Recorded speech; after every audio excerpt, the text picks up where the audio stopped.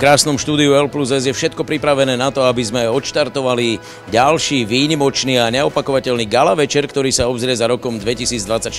Vítam teda aj vás pri obrazovkách, užite si pohľad na najlepších hráčov a všetkých laureátov ocenení na Nike volejbalista roka 2024.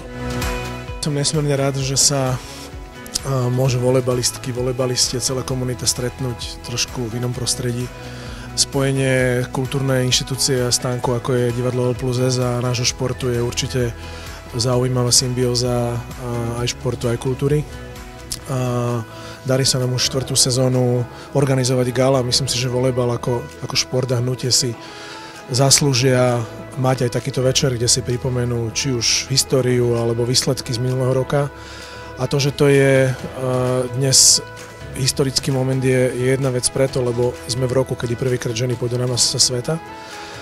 A to je tým pádom ojedinelý rok spojený aj s týmto galavečerom, s turnajom Európskej ligy v júni, s kvalifikáciou na majstrovstvá Európy mužov, následne s majstrovstvami sveta žien. Je to naozaj veľká podsta a takisto aj veľká zodpovednosť do budúcna, pretože sa asi bude očakávať teraz odo mňa, možno trošku bude väčší tlak na mňa, aby som aj dokázala nejako na tom ihrisku niečo. Síce je to za minulú sezónu a to už ako sa teraz neráta, ale bude určite nejaký taký ten tlak na mňa a ja sa na to teším a vážim si to, veľmi si to vážim. Teraz nám začala tá reprezentačná sezóna, som z toho nadšená, teším sa na to a dúfam, že sa prebojujem aj do tej nominácie na tie majstrovstvá sveta a verím, že tam môžeme niečo ukázať. No, tak ja si to hrozne vážim, predsa len si to tu nepreberám každý deň, takže síce to bolo druhýkrát, ale samozrejme som pocitoval nejaký stres a na druhej strane som pocitoval nejakú potrebu trošku poďakovať tým ľuďom, pretože si fakt tú podporu hlavne tej rodiny a priateľky a tak ďalej hrozne vážim a hrozne to veľa pre mňa znamená, takže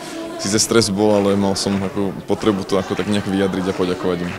Tak ja sa z toho veľmi teším, pretože ja som už nejaké tie ceny dostal, nejaké tie tituly vyhral a prežívať tieto momenty spolu aj s mojou manželkou už teraz je to ako veľmi úžasný pocit. Už sa nám to teraz podarilo, že sme obidvaja vyhrali tituly, neboli sme ocenení obidvaja, ale teraz ešte k tomu, že sme manželia, podarilo sa nám to vyhrať a ešte aj sme boli ocenení, takže sú to skvelé pocity.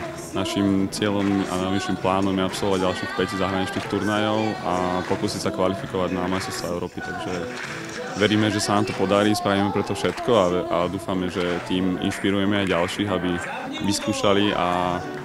vyskúšali sa tomu venovať na profesionálnejšej úrovni a posunuli tú komunitu tých práve beach volejbalistov.